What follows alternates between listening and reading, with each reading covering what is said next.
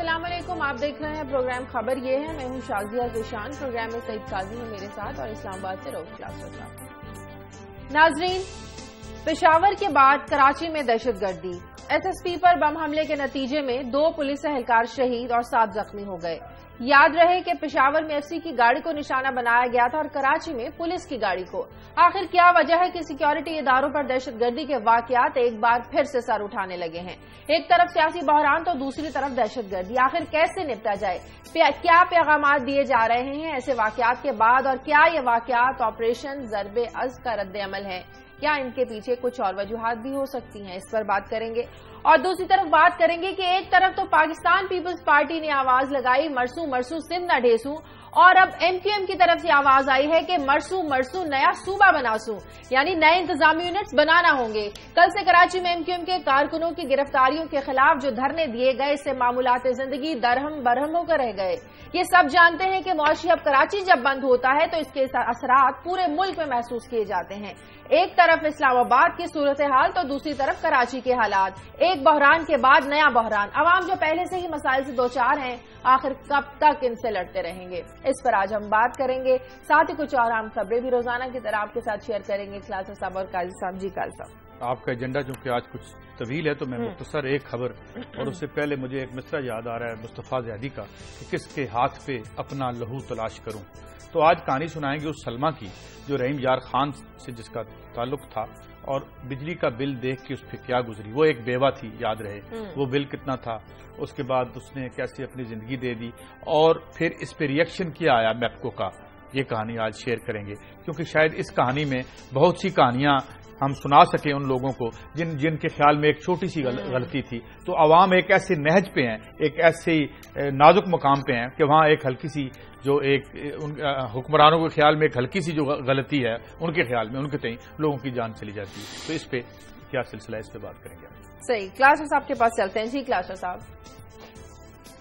जी शाजिया, आज ये काजी साहब की स्टोरी को आगे लेकर बढ़ेंगे। ये जो बता रहे हैं कि सलमा बेचारी पे तो जहाँ पे जो कुछ हुआ सो हुआ, तो जो सलमा की खुदकशी या इन तमाम चीजों के जिम्मेदार हैं, उनका एक यहाँ पे कैबिनेट का इजलास हुआ था। और ये मुश्ताक घुमन साहब हैं, बड़े अच्छे रिपोर्टर, मैं हमेशा उनकी तारीफ करता हूँ। उनकी आज एक स्टोरी है उनके अपने अखबार में, जिसमें उन्होंने जो कैबिनेट में जो डिस्कशन हुई है, बिजली के बिल जो भेजे गए हैं और जो मीटर रीडर्स ने घर बैठ के बिल बनाए हैं, और कोई कहता है 20 रुपए का ज्यादा बिल भेजे गए, कोई कहता है 17 रुपए के हैं। तो भाई कोशिश करेंगे जरा मुश्ताक घुमन साहब को फोन पे लें कि वो जरा हमें बताएं कि जो कैबिनेट का इजलास हुआ था, इन लोगों ने वहां पे क्या डिस्कशन की, और जो मुसद्दिक मलिक साहब जो हैं, जिनका इस फील्ड से ताल्लुक भी नहीं है, जो उन्होंने अपने करतब दिखा के मियां साहब को मुतासर किया हुआ है, और कौन सी गीदड़ सिंगी है उनके पास, मुसद्दिक मलिक साहब के पास। तो आज जरा घुमन साहब को फोन पे लेके इनसाइड स्टोरी जो कैबिनेट की है कि वहां पे क्या गुफ्तगू हुई है और कैसे पूरी कौम को भी बेवकूफ बनाया गया और कैबिनेट को भी बनाया गया, आज जरा उनसे बात करेंगे। ठीक है, लेकिन सबसे पहले बात कर लेते हैं नाज़रीन, कल कराची में दहशतगर्दी का कल रात वाकया पेश आया। SSP investigation unit Farooq Awan के काफिले पर बम हमला किया गया। 2 पुलिस एहलकार इसमें शहीद हुए और 7 अफराद इसमें जख्मी हुए। कल अदम तंजीम जिन्नुल्लाह ने इस हमले की जिम्मेदारी कबूल कर लिया। क्लास साहब, पेशावर के बाद अब कराची में दहशतगर्दी का क्या पैगाम है, इस पर हम बात करते हैं, लेकिन अपडेट कुछ ले लें। अली मेहदी हमारे नुमाइंदे हमारे साथ मौजूद है, उस स्पॉट पर मौजूद है कल रात जहां पे ये धमाका हुआ, बम हमला हुआ एसएसपी स्पेशल इन्वेस्टिगेशन की गाड़ी पर। अली, आवाज आ रही है आपको? जी बिल्कुल। अली, जो तहकीकाती टीम तश्कील दी गई है, इब्तदाई मराहिल में क्या बातें सामने आई हैं, कौन लोग हैं इनके पीछे? जी शादिया, इस वक्त मैं डिफेंस फोर में उस मुकाम पर मौजूद हूँ जहाँ गुज़िश्ता रोज जो है एसएसपी एसआईयू फारूक अवान को जो है वो दहशतगर्दी का उनके ऊपर हमला किया गया था। सुबह होते ही यहाँ पर मुख्तलिफ तफ्तीशी इदारों ने, तफ्तीशी टीमों ने इस जगह का मायना किया है और इस मुकाम से जो है शवाहिद इकट्ठे किए हैं। बम धमाके में तबाह होने वाली गाड़ियों का उन्होंने मायना किया है। इस जगह से तस्वीर भी ली गई और कई 100 फीट के फासले से जो है अब भी जो है मुख्तलिफ अशिया जो है यहाँ से जमा की जा रही है। तफ्तीशी अब तक किसी नतीजे पर तो नहीं पहुंच सके हैं, ताहम आला पुलिस अफसरान का कहना है कि एसएसपी एसआईयू फारूक अवान पर किया गया हमला गुज़िश्ता महीनों में एसएसपी सीआईडी चौधरी असलम पर, उनके घर पर जिस तरह से हमला किया गया तो उससे मुमालिसत रखता है। इस मुकाम पर फारूक अवान को कुछ धमकियां मिल रही थी, उन्होंने पहले से अपने पुलिस डिपार्टमेंट को कुछ बता रखा था कि उन्हें धमकियां दी जा रही हैं और उसके बाद उनकी सिक्योरिटी भी बढ़ाई गई हो? جی بالکل، نہ صرف ان کو یہ دھمکیاں مل رہی تھیں بلکہ وزارت داخلہ کی جانب سے بھی جن 4 افسران کو درپیش خطرات سے آگاہ کیا گیا تو اس میں SSP فاروق ایوان بھی شامل تھے اور اس حوالے سے ان کے تحفظ کے لیے اقدامات بھی کیے گئے تھے۔ میرے رقب میں آپ کو جو گاڑی نظر آ رہی ہوگی یہ SSP SIU فاروق ایوان کے استعمال میں تھی۔ لیول 7 کی یہ گاڑی ہے، بم پروف گاڑی ہے جو کہ اس دھماکے میں جو ہے بری طرح تباہ ہو چکی ہے، اس کو نقصان پہنچا، لیکن بم پروف گاڑی ہونے کی وجہ سے جو ہے وہ SSP فاروق ایوان جو ہے وہ زندہ بچے، اس واقعے میں جو ہے وہ جو ہے معمولی طور پر جو ہے زخمی ہوئے ہیں، ورنہ اگر ان کے بعد یہ گاڑی ان کے زیر استعمال نہیں ہوتی اور حفاظتی نقطہ نظر سے انہوں نے اس طرح کی گاڑی کا استعمال نہیں کر رہے ہوتے تو یقیناً ایسے حملے میں جو ہے ان کی جان جو ہے وہ ضائع بھی ہو سکتی تھی۔ جو 2 پولیس اہلکار جاں بحق ہوئے کیا وہ ان کے ساتھ ان کی گاڑی میں موجود تھے؟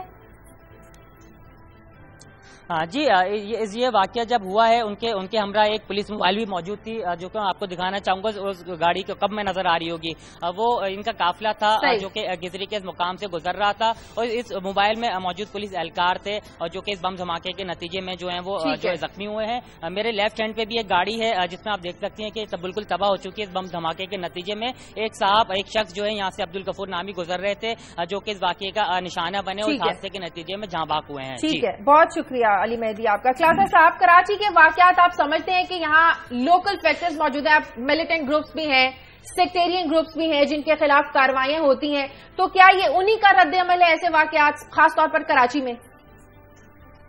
شاید آپ اس سوال سے ہٹ کے کچھ اور دیکھتے ہیں، ہم ذرا یہ پیٹرن دیکھتے ہیں اور کراچی پولیس کی یا انٹیلیجنس ایجنسیز کی آپ ان کا سٹائل دیکھ لیں کہ وہ کیسے ڈیل کر رہے ہیں ایشو سے۔ آپ کو یاد ہوگا چودھری اسلم صاحب تھے، CID کے بڑے بہادر افسر تھے، ان پہ اسی ہی انداز میں اٹیک کیا گیا تھا جیسے یہ آپ کو ان کا جو فاروق ایوان صاحب کا نظر آ رہا ہے۔ ذرا دیکھتے ہیں کہ ہم غلطیوں سے کیسے سیکھتے ہیں، ہماری ذرا داد دیں، ہماری اس قوم کو دیں، ہماری ایجنسیز کو دیں، ہمارے ایون پولیس فورس کو دیں جو اس کے اٹیک کا شکار ہو رہے ہیں کہ بالکل ایگزیکٹ اسی انداز میں چودھری اسلم صاحب پہ اٹیک کیا گیا اور وہ یہ شہید ہوئے۔ اس کے بعد ہم نے آپ کو یاد ہوگا زرداری ہاؤس جانے کے لیے باقاعدہ ایک بس کو نشانہ بنایا گیا تھا جو یہ پولیس والوں کو لے کے جا رہی تھی اور قاضی صاحب نے ان پہ سٹوریز بھی کی تھی کہ سندھ کے بیچارے غریب یہ جھونپڑیوں میں رہنے والے بچے تھے جو مارے گئے تھے اور وہاں بھی اگین وہاں پہ ایک چھوٹی سی وین کھڑی کر کے انہوں نے بم سے اڑایا تھا۔ یہ دوسرا واقعہ، یہ میں آپ کو 2-3 بڑے بتا رہا ہوں۔ یہ تیسرا واقعہ، اس میں کہیں پہ کوئی ان لوگوں کو نہیں سمجھ آتی، عام لے مین کو، میرے جیسے لے مین کو سمجھ آ رہی ہے کہ ان کا پیٹرن کیا ہے کہ وہ ایک چھوٹی سی وین پکڑتے ہیں، اس میں بم لگاتے ہیں اور دروازے پہ کہیں پہ آتے جاتے روڈ پہ کھڑی کر دیتے ہیں اور اڑا دیتے ہیں۔ یہ ہمارا سرویلنس کا سٹائل ہے کہ 3 ہم بڑے انسیڈنٹس ہماری پولیس دیکھ چکی ہے، ہماری لا انفورسمنٹ ایجنسی دیکھ چکے ہیں کہ ایک ہی پیٹرن وہ فالو کر رہے ہیں۔ ابھی تک ان کو یہ خیال نہیں آیا کہ اس طرح لوارس کو گاڑیاں کھڑی ہیں، کچھ چیزیں کھڑی ہیں، آپ ان کو روکیں، دیکھیں، ان کے اندر بارودی مواد ہے، بالکل اس کو پکڑیں۔ کراچی میں کچھ نہیں کریں گے، بندے مرواتے جائیں گے، اپنے پولیس والے مروائیں گے، اپنے بندے مروائیں گے، شہید کروائیں گے، لیکن سیکھیں گے کچھ نہیں۔ پیٹرن ایک ہے جو میں نے 3 واقعات آپ کو بتا دیے اور درجنوں لوگ مارے گئے ہیں اور پھر دیکھیں گے پھر اٹیک ہوگا۔ مجھے بریک لینے دیں ناظرین، بریک کے بعد واپس آئیں۔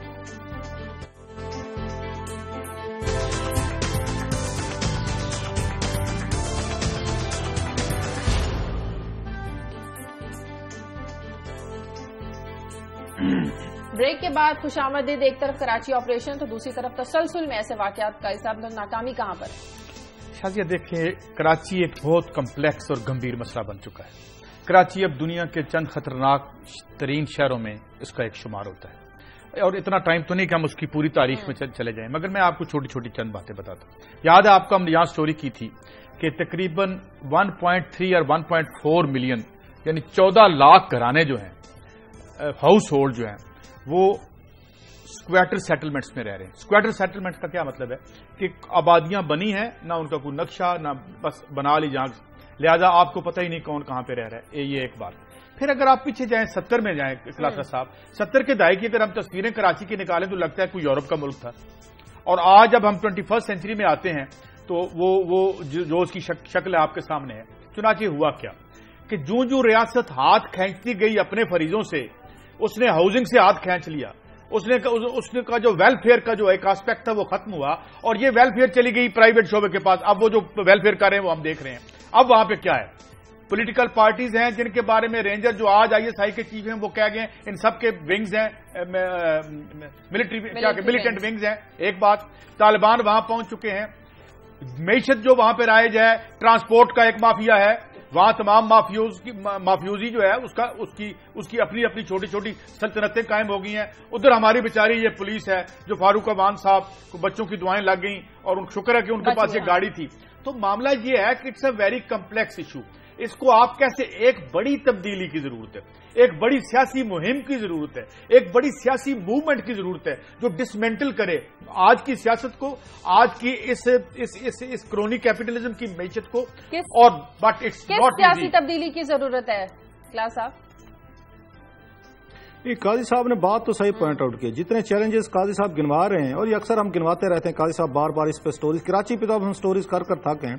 ہماری پولیٹیکل ایلیٹ یہ سب سمجھتی ہے, ان کو سب پتہ ہے یہ ہم سے زیادہ سمجھدار لوگ ہیں, ان کے پاس بڑے بڑے آئیڈیاز ہیں, مال کمانے کے ہوں, پیسے کمانے کے ہوں, بچوں کو باہر سیٹل کرنے کے ہوں, باہر کاروبار کرنے کے ہوں, باہر سے بیٹھ کے میں ریموٹ کنٹرول چلانے کا ان کا سٹائل ہو. یہ سب سمجھتے ہیں, یہ بچے نہیں ہیں, یہ پوری دنیا پھرے ہوئے لوگ ہیں, اچھے خاصے ماہر یہ نشانہ باز ہیں.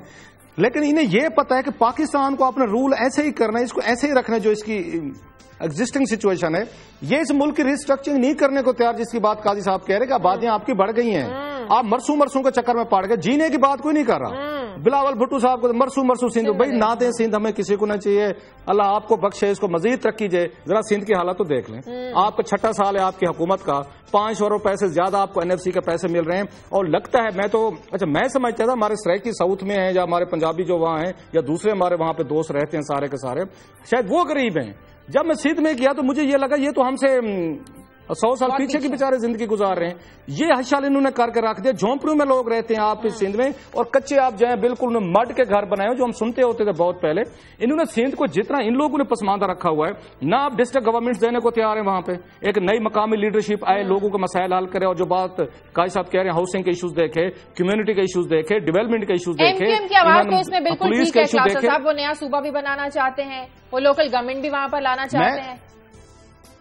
ایک اس کا اچھا طریقہ اور ہو سکتا ہے, صوبوں سے ہماری جو سب سے زیادہ قوم خوف زدہ بات ہونے لگے تو لگتا ہے خدا نخواستہ ملک ٹوٹ جائے گا. ہم نے نظریہ پاکستان کو اس کے ساتھ ملا دیا ہے, ہم نے صوبوں کے ساتھ ملا دیا. اگر اس ملک میں کوئی نیا صوبہ بنا, خدا نخواستہ ملک کو پتہ نہیں کیا کچھ, فیئر انف نہ بنے. آپ پھر پاورفل جہاں ڈسٹرکٹ گورنمنٹس بنا دیں, پاورفل سے مراد ہے جو میں بار بار یہاں پہ کہتا ہوں, ان کو فائنانشیل ایڈمنسٹریٹو پاورز ہیں, NFCs ان کو براہ راست شیئرز ہیں, درمیان میں سے صوبوں کو. اور جو زکوٹا جن ہم نے بٹھائے ہیں جو اپنا وہاں پہ آج کل سنا ہے سندھ حکومت کا کوئی چیک, یہ بڑے آپ کو ہر موت بتا رہا ہوں بات, 6% لیے بغیر کوئی بل کلیئر نہیں ہوتا وہاں پہ. یہ سندھ کی بیوروکریسی کی کہانی سنا رہا ہوں جو کہتے ہیں مرسوں سندھ نہ دے سوں. بھائی نہ دیں سندھ, آپ نہ دیں, لوگوں کو ایک اچھی لیونگ دے دیں, اچھا ان کو گورننس سٹائل دے دیں. ان کو کہیں یہی پالیٹکس دبئی میں کر کے دکھا دیں, بلاول صاحب, حضرداری صاحب, نواز شریف صاحب کو کہیں یہی کام کسی وقت آپ لندن میں کر کے دکھا لیں. وہاں تو آپ بہیو کرتے ہیں, سب سے بڑے اچھے شہری بنتے ہیں, اشاروں پہ بھی رکتے ہیں, پروٹوکول بھی نہیں مانگتے, وہاں ٹیکسز بھی دیتے ہیں, وہاں پہ آپ لوگ سارے کام کرتے ہیں, جو ہی واپس آتے ہیں یا مرسوں شروع ہو جاتے ہیں سارا. سنا کلاس صاحب کیا کہا ہے؟ میں نے نہیں سنا, میں بتانا ختم ہوئے دیسوں, بتانا مکن دیسوں, جی جرم نہ مکن دیسوں. مطلب کلاسر صاحب بیسیکلی بات دیکھیں, میں آپ سے عرض کرتا ہوں کہانی کیا ہے. کون کہتا ہے کہ صوبے نہیں بن.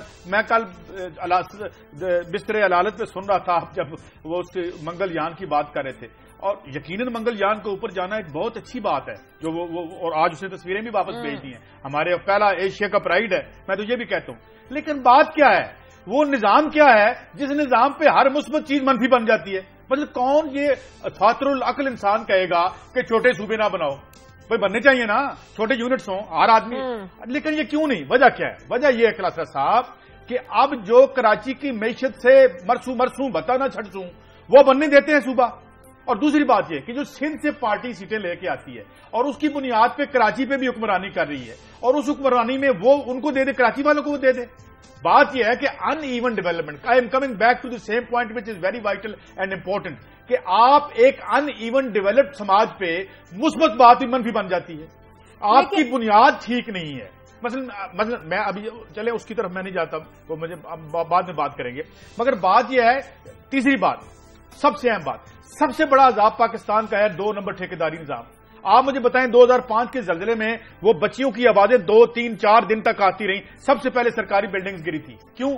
کیونکہ آپ کا جو ٹھیکیداری نظام ہے اس میں سے حکومت یہ مال کھاتے ہیں, چاہے وہ سنا چکے ہیں کہ 2 سال بعد کس طرح کھایا, چاہے وہ لوکل باڈیز کے ٹھیکیدار ہوں چاہے اوپر ہوں. You have to make certain بڑی فنڈامنٹل چینجز چاہیے آپ کو. اور میں آپ کو یہ بتاؤں کہ آپ کو اور اس عوام کو اس رولنگ ایلیٹ کے بیانڈ ہی سولوشن ڈھونڈنے پڑیں گے. یہ بات یہ ثابت کر رہے ہیں. اور ہماری دعا ہے کیا یہ اپنے ان ناجائز دھندوں سے یہ علیحدہ کرنے کو تیار ہیں؟ کیا سیاست کو ہم علیحدہ کر سکیں گے؟ وہ جرم جو اس میں گھس آیا ہے، جو آج کراچی کے لیے کینسر بن گیا ہے، ویری بگ کوشچن. لیکن کلاسز صاحب، پاکستان پیپلز پارٹی پنجاب کو تو تقسیم کرنے پر بالکل راضی تھی. پنجاب میں اختیارات کی تقسیم ہو جائے انہیں کوئی اعتراض نہیں تھا. سندھ کی تقسیم پر انکاری کیوں؟ شاہجہاں وہ کسی تقسیم پہ راضی نہیں ہے. پیپلز پارٹی کے وہ حشر ہو چکا ہے، ہاتھی کے دانت کھانے کے اور دکھانے کے اور. اب زرداری صاحب کو ہم نے کل اس پہ بات بھی کی ہے کہ اب زرداری صاحب کو خیال ہوگا ملک میں نئے صوبوں کی ضرورت نہیں ہے. کیوں ضرورت نہیں ہے؟ قائد صاحب کہہ رہے ہیں ایک بھتہ کراچی میں لیا جاتا ہے، وہی مرسوم ہے، بھتہ کھاسوں والا حساب ہے. دوسرا بھتہ پولیٹیکل ایلیٹ ہے سندھ کی، وہ سندھ کے نام پہ کھا رہی ہے. کوئی نہیں بتاتا کہ آپ کو جو 500 ارب روپیہ ملا ہے ایک سال کا، اور پورا آپ ان کو 6 سالوں میں 2500 ارب روپیہ زیادہ ملا ہے سندھ کو، لے چکا ہے NFC کا، اور پنجاب 4000 ارب لے چکا ہے. باقی چلو صوبے چھوٹے ہم ان کی بات نہیں کرتے، ان کو کیا ملے. کوئی حساب کتاب آپ نے سنا؟ آپ کو لگتا ہے پنجاب میں ان 6 سالوں میں 4000 ارب روپیہ گیا ہے؟ I am repeating 4000 billion rupees Punjab کو ملا ہے NFC میں، اور سندھ کو 2500 یا 2500 کہہ لیں ان کو ملا ہے. تو یہ لوگ تو وہاں پہ کھانے پینے کا حساب ہے. اگر سندھ میں کوئی نئے انتظامی یونٹ بنتے ہیں سپوزلی، تو پیسہ تو ڈیوائڈ کرنا پڑے گا، مختلف علاقوں میں دینے پڑیں گے. تو پھر آپ کو 200 روپیہ ملے گا، پھر آپ کو 150 روپیہ ملے گا ایک صوبے کو، یا 250-300 ملے گا. پھر آپ کا مال پانی، کھانچے، گاڑیاں، خرچے، فری آنا جانا، یہ چیزیں نہیں رہیں گی. کوئی صوبہ نہیں چاہتا. ان کی یہ اپوز کسی اصول پہ نہیں کر رہے. میں اگین آئی وڈ سے یہ پیسہ مال کا کام ہے. اگر ان لوگوں کو سندھ کی کوئی ان کو کیئر ہوتی، کوئی پنجاب میں کیئر ہوتی، تو میرا خیال یہ بیٹھ کے ریسٹرکچرنگ کرتے. پہلے خود قراردادیں پاس کر لیتے ہیں. پنجاب میں 2 قراردادیں پاس ہوئی کہ جی بالکل بناتے ہیں، بنانا چاہیے. یہاں فرحت اللہ بابر صاحب کو ایک انہوں نے کمیشن کا سربراہ بنا دیا تھا. اس کے بعد آج یہ فرماتے ہیں اس پوری ایکسرسائز کے بعد کہ صوبوں کی ضرورت نہیں ہے. اخراجات بڑھ جائیں گے. ہماری دیوالیہ پان ہے پولیٹیکل ایلیٹ کا، جو بڑے فیصلے کرنے سے خوف زدہ بھی ہے، اور پلس ان کو فیل ہوتا ہے کہ اگر ہم نے کوئی نیا اسٹرکچر بنایا ہم لوگ ارریلیونٹ ہو جائیں گے. کچھ نئی فورسز آ کے ٹیک اوور کریں گی جو ہو سکتا ہے ان سے زیادہ کمپیٹنٹ، یہی ہوگا. اور شاید ملک کے ساتھ زیادہ مثبت وطن ہوں. یہ اگر ترقی اور سماج کو آگے جانے سے روک رہی ہے نا ایلیٹ، تو اسے وقت کا جو بہو ہے بہا کے لے جائے گا. مطلب دیر ہو سکتی ہے. میں آپ کو بتاؤں اگر they do not change with the changes. اب 2 باتیں ہوگی کلاسر صاحب. ایک یہ 90 نہیں ہے، مسلم لیگ نون کو بھی یہ بات سمجھ نہیں آئی، اور یہی بات آج گھومت کہیں لکھی بھی ہے کسی نے، میں نے کسی کا، کہ 90 کے بعد میڈیا وہ میڈیا نہیں رہا، عوام وہ عوام نہیں رہے، اور آپ جو ہے وہ اس طریقے سے حکمرانی اب یہاں نہیں کر سکتے. یہ اگر وقت کے ساتھ نہیں بدلیں گے، وقت انہیں اڑا کے لے جائے. مجھے بریک لینے دیں ناظرین، بریک کا وقت ہے، واپس آتے ہیں ایک بریک کے بعد.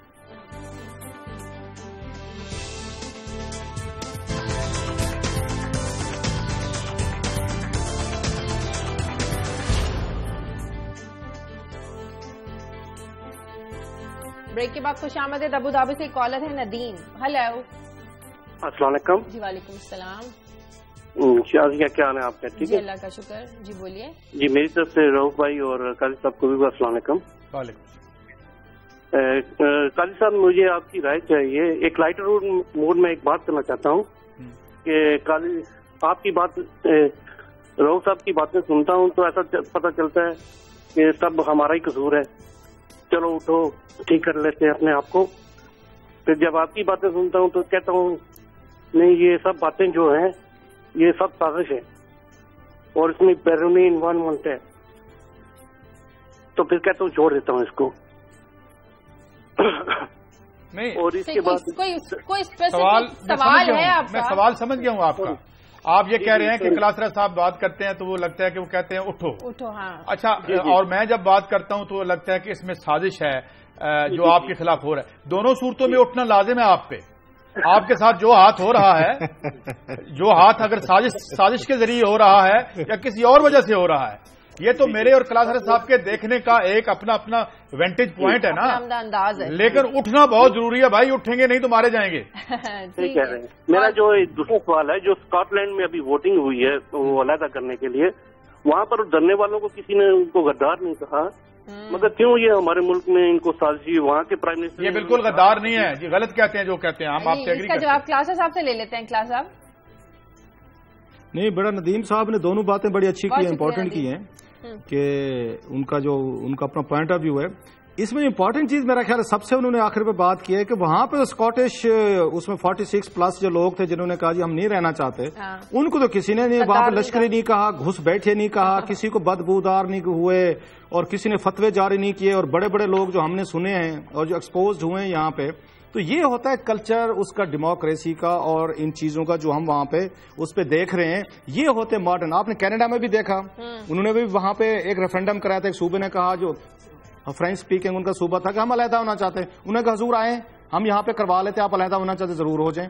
اب اسکاٹ لینڈ سب سے بڑا میجر ہے, اور بہت بڑا پولیٹیکل رسک تھا جو دونوں ملک انہوں نے لیا ہے. اسکاٹش نے بھی لیا ہے اور ہم نے دیکھا برٹن نے بھی لیا ہے. ایون دین انہوں نے لیا اور دیکھے کامیابی ہوئی ہیں. پاکستان میں جو بات ابھی قاضی صاحب کہہ رہے تھے اور آپ بھی کہہ رہے تھے, چھوٹی سی بات ہو یہاں پہ, یا آپ غدار ہیں, آپ کسی سے آپ اس کے پوائنٹ آف ویو سے آپ ذرا اپوز کر کے دیکھیں, یا آپ بکے ہوئے ہیں, یا آپ لفافہ لیتے ہیں, یا آپ یہاں پہ غدار ہیں, یا گھس بیٹھے ہیں, یا لشکری ہیں. یہ الفاظ ہیں, یہ ٹرمز ہیں, اور ہمارا میڈیا استعمال کرتا ہے. آپ پچھلے دنوں کی اٹھا کے دیکھ لیں, کل ہی میری کسی پروگرام میں بات ہو رہی تھی, پہلے ہم نے لوگوں کو ایجوکیٹ کیا ہے اور میڈیا نے کیا ہے, ان کو بتایا ہے کہ آپ کے اوپر کتنے انتہائی نااہل, نکمے اور کرپٹ بیوروکریٹ پلس آپ پہ بیوروکریسی نازل ہو چکی ہے. یہ میڈیا نے بتایا ان کو نہیں پتا تھا 8-10 سال پہلے. وہ آرام سے رہ رہے تھے, 3-4 اخبار تھے, صبح کو 24 گھنٹے بعد کوئی اخبار آتا تھا, کسی نے پڑھا نہ پڑھا. ہمارے دیہاتی لوگوں تک تو ویسے نہیں پہنچتا تھا. 70% کو تو پتہ ہی نہیں تھا ملک میں کیا ہو رہا ہے. جو ہی لوگوں کو پتہ چلنا شروع ہوا براڈ کاسٹنگ میڈیا سے, لوگ تھوڑے سے ایجوکیٹ ہوئے اور انہیں احساس ہو کہ ہمارا ملک تو خطرے میں ہے.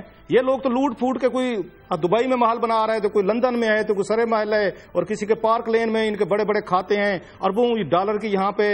لیکن گھس بیٹھے غدار اور لشکری, یہ تو میڈیا نے نہیں کہا نا, یہ تو میڈیا نے نہیں, لوگوں نے نہیں, میڈیا نے پھر اس پہ کنڈمنیشن بھی اس طریقے سے نہیں کی جو میں کہہ رہا ہوں. جن لوگوں نے یہ الفاظ یوز کیے ہیں ان کو شرمندہ ہونا چاہیے تھا, ان کو معافی مانگنی چاہیے تھا ان لوگوں سے. ان کا پوائنٹ آف ویو آپ ڈس ایگری کر سکتے ہیں, ان کا طریقہ کار غلط ہو سکتا ہے. ان کو گھس بیٹھے کہنا, لشکری کہنا, اور ان کے بارے ان کو جپسی کہنا, مطلب محمود اچکزئی جیسا بندہ, وہ تو بڑا خیر سے. کلاترا صاحب, اس سے بڑا غدار کون ہوگا کہ جب اپنے ملک کے ایما پہ کوئی اختیار ملے آپ کو, اور آپ کو سودا کریں اور کک بیکس لے لیں.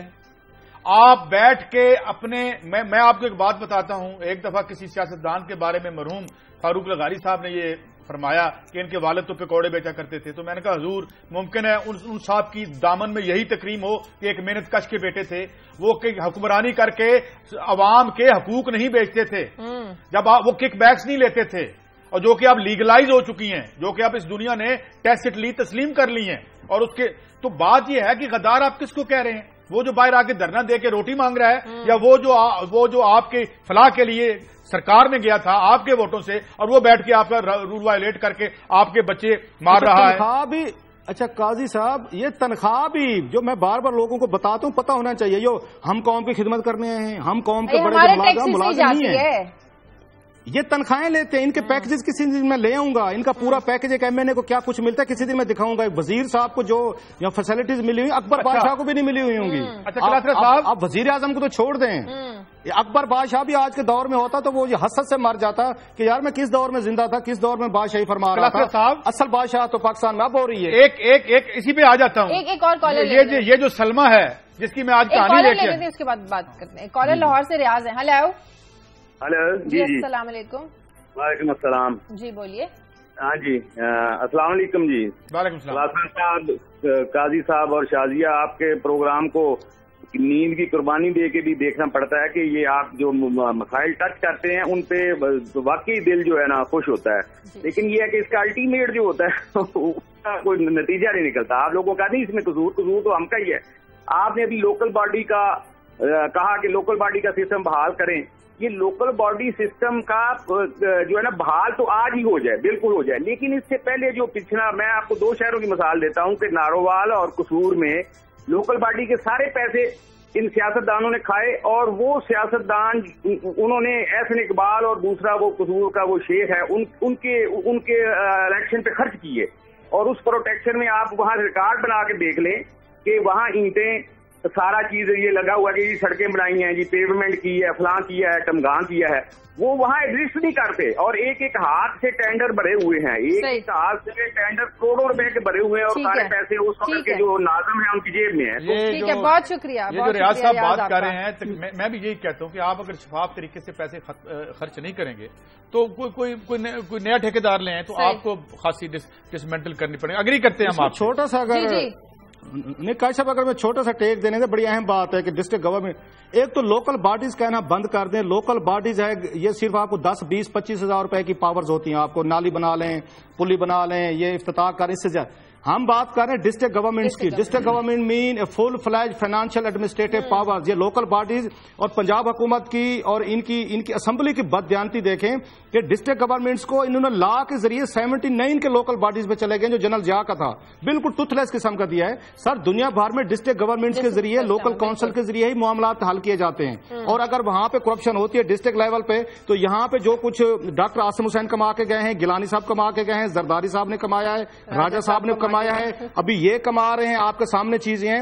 اور کسی یہ وزیر کی بیوی سے وہاں سے اس کے اکاؤنٹ سے 4 کروڑ روپے نکلے ہیں. یہ کام یہ بڑے پیمانے پہ ہوئے ہیں. اور جو ویڈیوز آج کل سامنے آ رہی ہیں وہ بھی آپ دیکھ رہے ہیں. سو پیسہ یہاں بھی کھایا جا رہا ہے. اگر پیسہ کھانا ہے تو نارووال ڈسٹرکٹ میں خرچ ہونا چاہیے. اب وہاں پہ خرچ کر کے کھا لیں. اب 20 ارب روپے کے منصوبے بنائیں گے، 10 ارب کھا لیں گے. 10 ارب روپے تو نارووال میں لگے گا آپ کا. وہ جو ریاض صاحب کہہ رہے ہیں نا، ہو رہے ہیں کہ آپ ڈسٹرکٹ تک لے کے جائیں اس پاورز کو. وہ ریاض صاحب یہ کہہ رہے تھے کہ ادھر راجہ صاحب کھاتے ہیں تو ڈسٹرکٹ گورنمنٹ میں کہ خواجہ صاحب نہ کھانا شروع کر دیں، اور وہ خواجہ صاحب کھانے دیں. اگر چکوال کے کام کر دیں، قائد صاحب چکوال کے کھائیں گے، چکوال پہ لگائیں گے. اگر میں یہاں سے بیٹھ کے چکوال کا حصہ میں کھا لوں، لئیے کا میں کھا لوں، مظفر گڑھ کا یا جیپ آباد کا میں کھا لوں، پھر چکوال والوں کو کھانے دیں، پھر جیپ آباد والوں کو کھانے دیں. اکنامک ایکٹیویٹی تو وہاں جنریٹ ہوگی. خواجہ صاحب حوصلہ رکھیں، میں بیٹھ کے کھا جاتے ہیں پیسے. مجھے بریک لینے دیں ناظرین، بریک کے بعد واپس آتے ہیں.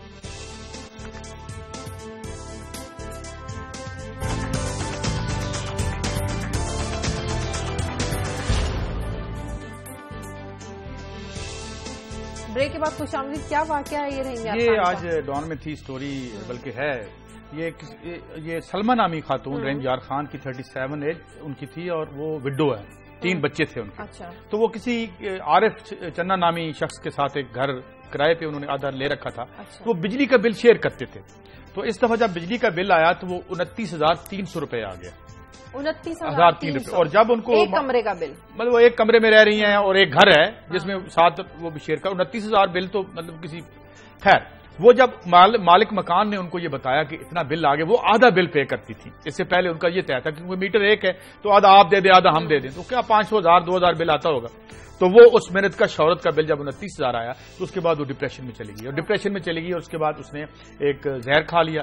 زہر کھانے کے بعد جب اسے ہاسپٹل پہنچایا گیا تو خیر سے وہ بھی بر وقت اس کا زہر نہ کر سکے اور وہ اللہ کو پیاری ہوگی. اور وہ جو 3 بچے تھے جو پہلے یتیم تھے اب ماں کے بغیر ہو گئے. جب میپکو سے ان کا ورژن لیا تو انہوں نے کہا جی ہم نے تو بالکل بل ٹھیک ریڈنگ کر کے بھیجا تھا، اور اگر ہوا تو ہم تعدیبی کارروائی کر دیں گے. بھائی آپ کی تعدیبی کارروائی کو کیا کریں؟ اور یہ تو ایک سلمہ ہے جس کی کہانی آ گئی کسی اخبار میں. نہ جانے کتنی سلمائیں جو ہیں وہ اللہ کو پیاری ہوگی ہوں گی یا مر رہی ہوں گی. اور اب آگے بڑھتے ہیں، گمن صاحب بھی لائن پہ ہیں اور ایک چھوٹی سی بات اس سے پہلے آپ گمن صاحب پہ جائیں. یہ قائد صاحب میں شرطیہ کہتا ہوں کہ ہمارا جو یہاں کرائے کا نظام ہے، سسٹم ہے، اتنی بری مثالیں آپ کو ملتی ہیں. مالک مکان جو بعض دفعہ کرایہ داروں کے ساتھ حشر کرتے ہیں یا کرایہ دار مالک مکان کے ساتھ کرتے ہیں. میں ذاتی طور پر ایسے مالک مکان کو جانتا ہوں، یہ کئی ہیں، 1 2 نہیں ہیں، جو اس شرط پہ لوگوں کو کمرے کا کرایہ دیتے ہیں کہ ان کی بجلی بھی خود استعمال کرتے ہیں، ان سے گیس کے بلز بھی دلواتے ہیں اور ان سے بجلی کے بلز بھی دلواتے ہیں. اپنی بجلی بھی استعمال کریں گے، گیس بھی کریں گے، پورا یہ کرتے ہیں. یہ اس ملک کا نظام بن چکا ہے. اس بیچاری سلمہ کے ساتھ بھی یہ کچھ ہوا ہوگا کہ مالک مکان صاحب جو ہوتے ہیں اسی کو کہتے ہوں گے تو 29,000 روپے بل دے کیونکہ تیرے 3 بچے ہیں، تم ہو یہاں پہ سب سے زیادہ بجلی تم استعمال کرو.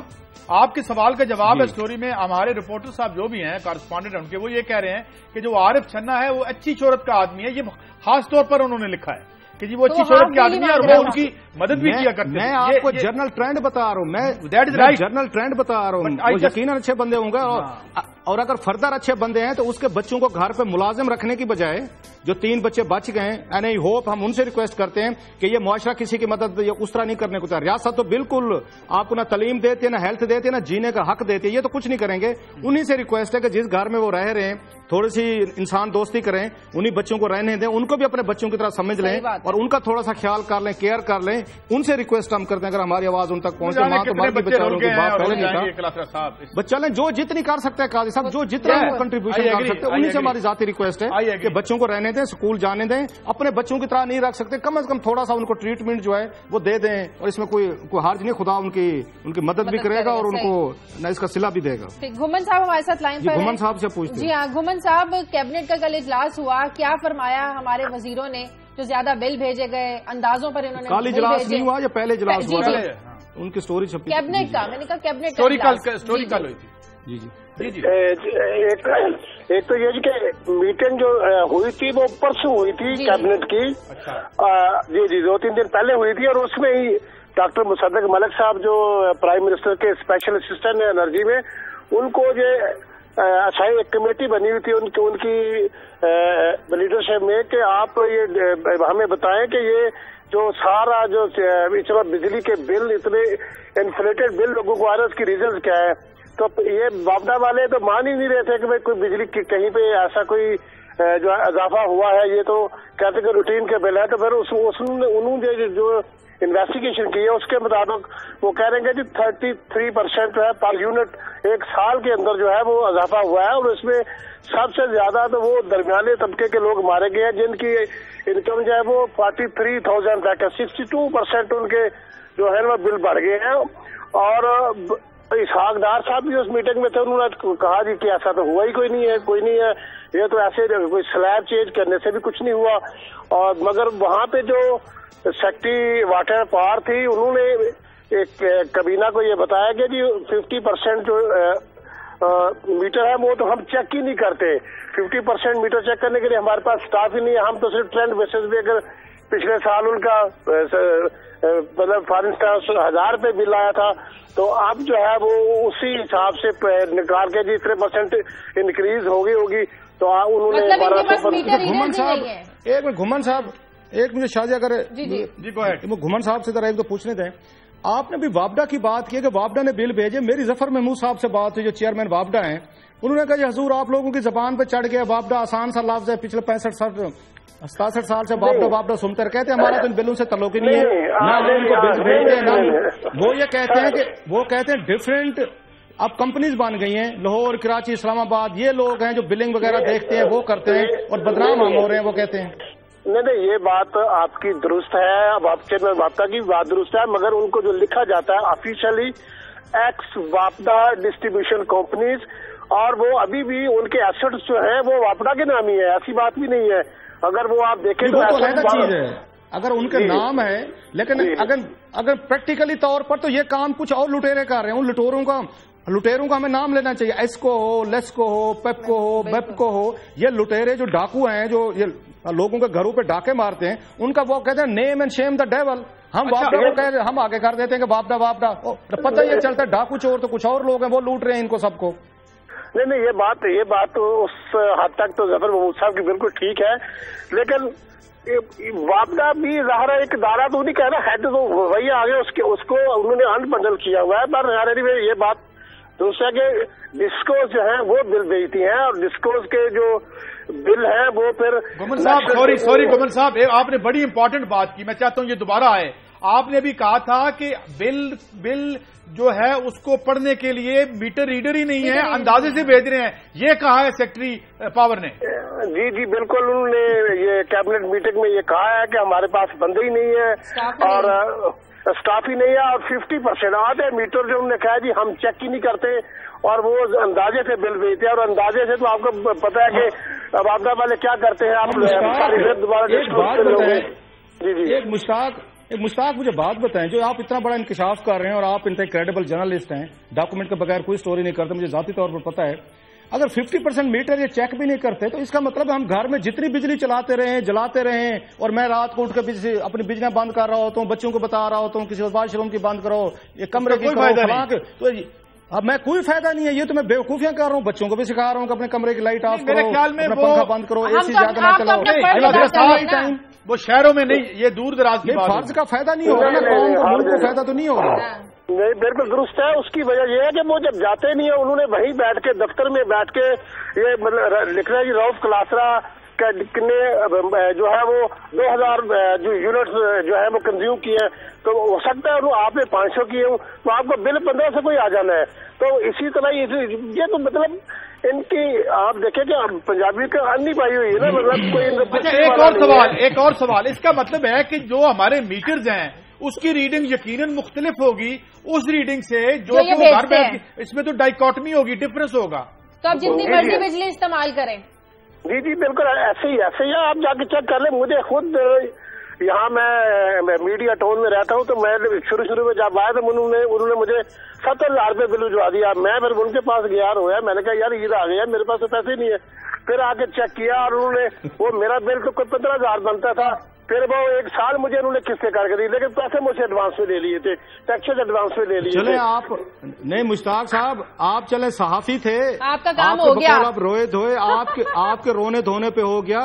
وہ بیچارے جو لوگ عام آدمی ہیں، جو صحافی آپ کی میری طرح نہیں ہے، جو رو دھو نہیں سکتے، سفید پوش ہیں، ان کے لیے کابینہ کے اجلاس میں کسی کے پاس کوئی سلوشن نہیں ہے۔ اور ساتھ مجھے یہ بتاتے جائیں، یہ مصدق ملک صاحب کون ہیں، یہ کیا بیچتے ہیں، یہ کون سا ان کے پاس وہ زیادہ بجلی پیدا کرتے ہیں، وہ کہتے ہیں بجلی زیادہ پیدا ہوئی ہے تو زیادہ استعمال ہوئی ہے۔ گمن صاحب سے یہ پوچھیں، وہ کوئی ٹیکنوکریٹ ہیں، ان کا کیا بیک گراؤنڈ ہے، کچھ آپ صحافی ہیں بتائیں گے ہمیں؟ ہاں چھوٹا سا مجھے بھی پتا ہے، میں وہ گمن صاحب سے ویریفائی کرتے ہیں۔ یہ تو سنیں دوائیاں بیچتے تھے یو ایس اے میں، مصدق ملک صاحب جو ہیں یہ تو یو ایس اے میں دوائی بیچتے تھے کسی سٹور پہ، فارماسسٹ تھے۔ یہ فارماسسٹ جو ہیں مطلب اس ملک کی عجیب حالت ہو گئی، جو دوائیاں بیچتا تھا وہ آج کل بجلی بیچتا ہے، منجن بیچتا ہے، پتہ نہیں کیا کیا کچھ بیچتا ہے۔ یار اس ملک کو کیا اثر کر دیا آپ نے؟ وہ بات تو ٹھیک ہے، لیکن ظاہر ہے انہوں نے جو ریسرچ کی ہے، جو انالیسس کیا ہے، وہ کسی مطلب ڈیٹا کی بنیاد پہ کیا ہے، ان کے پاس ایکسپرٹس ہوں گے، انہوں نے بیٹھ کے کیا، اور میرے خیال میں یہ غلط نہیں ہے۔ کسی نے بھی ان کے اس جو کیبنٹ میں انہوں نے یہ انالیسس دیا ہے، کسی نے اس کو چیلنج نہیں کیا اس کو۔ گمن صاحب آپ کی ان تمام باتوں سے ہم تو اس نتیجے پر پہنچ گئے، جتنی مرضی بجلی استعمال کریں بل اتنا ہی آنا ہے جتنا انہوں نے بھیجنا ہے۔ بہت شکریہ آپ کا، پروگرام کا وقت ختم ہو گیا۔ کلاس آف قائد صاحب آپ کا ناظرین پروگرام کے لیے آپ ہمیں فیڈ بیک دیجیے۔ خبر@دنیا TV.tv پر اجازت دیں، اللہ حافظ۔